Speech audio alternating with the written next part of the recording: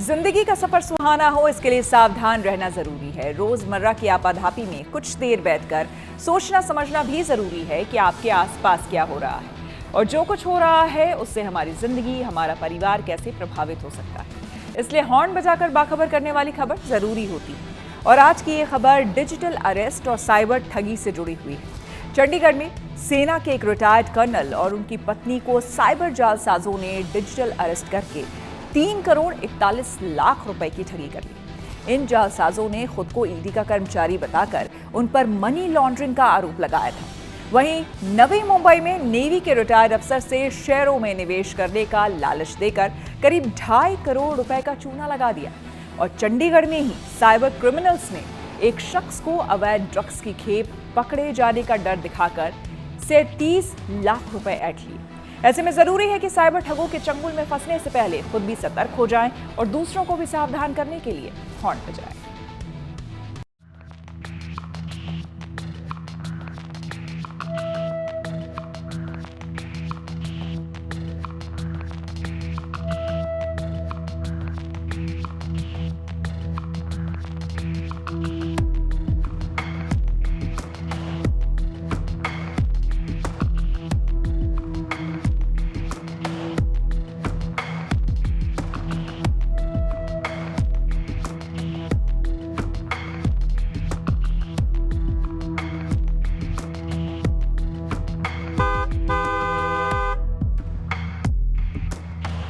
अगर आपको अनजाने नंबरों से पुलिस, सीबीआई, कस्टम या जज के वीडियो कॉल आते हैं तो डरे नहीं, ये साइबर अपराधी हो सकते हैं। पिछले कुछ महीनों से जब भी हम किसी को कॉल करते हैं तो कई बार ऐसा होता है कि हमें साइबर फ्रॉड से सावधान वाली यही कॉलर ट्यून सुनने को मिलती है।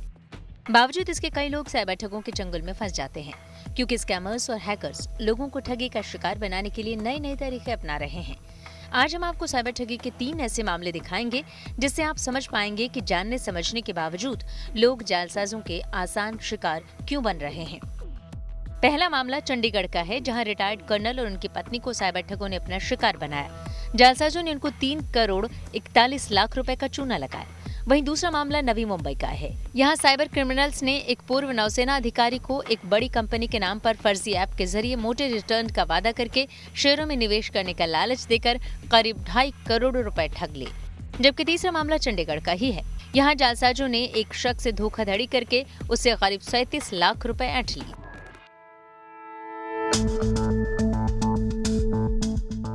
आमतौर पर आपने देखा होगा कि डिजिटल अरेस्ट के मामलों में वीडियो कॉलिंग के जरिए ठगी को अंजाम दिया जाता है। वीडियो कॉल में फर्जी पुलिस थाना और अफसर दिखाए जाते हैं, लेकिन चंडीगढ़ में इससे एक कदम आगे जाकर सेना ने रिटायर्ड कर्नल के साथ 3 करोड़ 41 लाख रुपए की साइबर ठगी की। खबर के मुताबिक 82 साल के रिटायर्ड कर्नल को करीब 10 से 12 दिन तक डिजिटल अरेस्ट रखा गया और ठगी की गई। ठगी का शिकार हुए रिटायर्ड कर्नल ने बताया कि नकली कोर्ट की तरह पूरा कोर्ट रूम दिखाया गया, जिससे वो डर गए। उन्हें मनी लॉन्ड्रिंग केस में फंसने की बात कही। रिटायर्ड कर्नल के 2 बेटों की मौत हो चुकी है और वो अपनी 74 साल की पत्नी के साथ रहते हैं। वीडियो कॉल के जरिए बुजुर्ग दंपत्ति को बुरी तरह डराया धमकाया गया और एक नकली कोर्ट में नकली जज बिठाया दिखाया गया। इस दौरान वकील और दूसरे लोग भी खड़े हुए दिखाई गए। ठगों ने पीड़ित दंपत्ति को 18 से 27 मार्च तक 10 दिनों तक डिजिटल अरेस्ट रखा। उनको घर के अंदर रहने और किसी से संपर्क न करने के लिए भी मजबूर किया गया। बताया जा रहा है कि ये कॉल 18 मार्च को एक अज्ञात व्हाट्सएप नंबर से आई थी। कॉल करने वाले ने उन पर मुंबई के कैनरा बैंक के खाते से जुड़े मनी लॉन्ड्रिंग मामले में शामिल होने का आरोप लगाया था। इसमें जेट एयरवेज के मालिक नरेश गोयल का नाम भी लिया गया। साइबर ठगों ने दावा किया कि पीड़ित कर्नल ने अपना अकाउंट 5 लाख रुपए में मनी लॉन्ड्रिंग करने वालों को बेचा था। इसके साथ ही 2 करोड़ रुपए की मनी लॉन्ड्रिंग के लिए 20 लाख रुपए कमीशन भी प्राप्त किया था। साइबर क्राइम की इन घटनाओं को रोकने के लिए हालांकि सरकार और दूसरी संस्थाओं द्वारा अवेयरनेस के काफी कार्यक्रम चलाए जा रहे हैं, लेकिन ये आवश्यक है कि जो भी अपराधी इस दौरान पकड़े जा रहे हैं उनके खिलाफ त्वरित और सख्त कानूनी कार्रवाई हो, उनको सजा मिले, उनके किए हुए कृत्यों को एक एग्जाम्पल प्रस्तुत हो और जिससे जो अमेच्योर्स और दूसरे यंग लोग इस प्रकार के कामों में आ रहे हैं उनको एक सबक मिले कि ये आसान नहीं है, ये दंड नहीं मिलने की ऐसी कोई संभावना नहीं है। उन्हें निश्चित रूप से दंड मिलेगा और पुलिस और दूसरी एजेंसीज इक्विप्ड हैं उनको पकड़ लेंगी। जब तक ऐसे उदाहरण नहीं आएंगे सामने, ये बढ़ता ही जाएगा।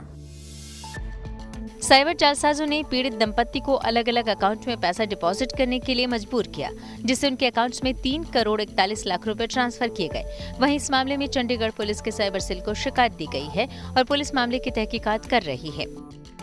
वहीं दूसरी घटना महाराष्ट्र के नवी मुंबई की है, जहां नेवी के एक रिटायर्ड अफसर ने स्टॉक मार्केट में मोटा मुनाफा कमाने के चक्कर में ठगों के झांसे में और करोड़ों रुपए गंवा दिए। जानकारी के मुताबिक नवी मुंबई के खारगर में रहने वाले रिटायर्ड अधिकारी को कुल 2 करोड़ 47 लाख रुपए का नुकसान हुआ।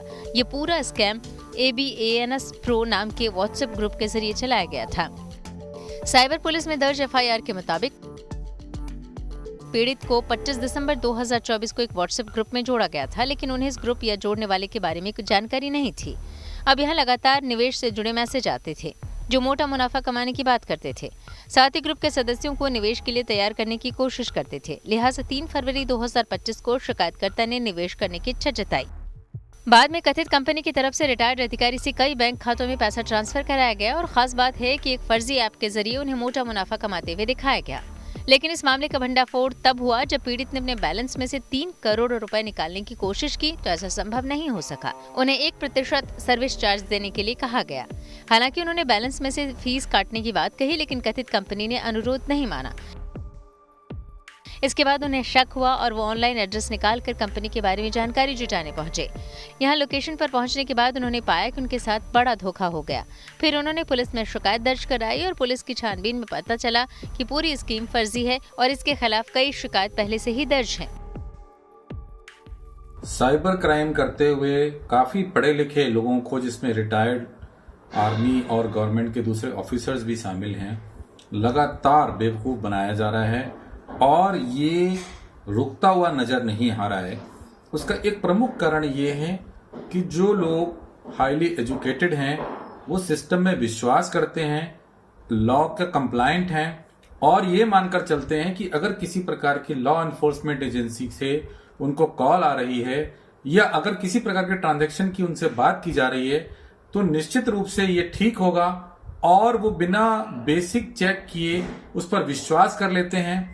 ये जो पूर्व विश्वास की परंपरा है वही इसका प्रमुख कारण है और ये साइबर क्राइम बढ़ता ही जा रहा है।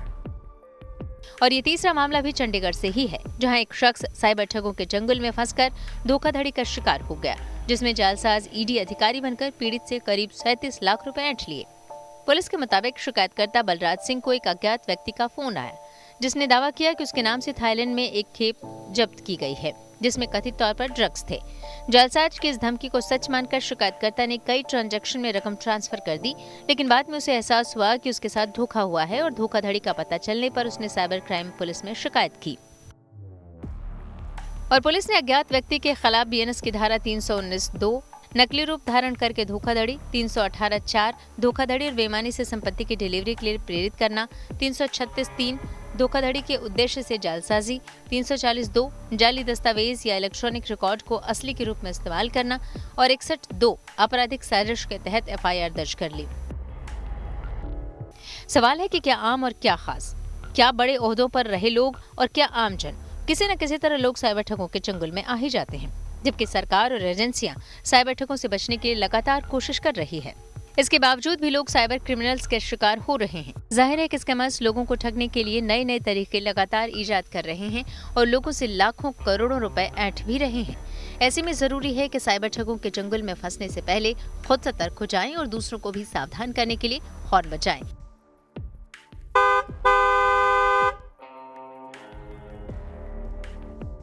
Bureau report, good news today.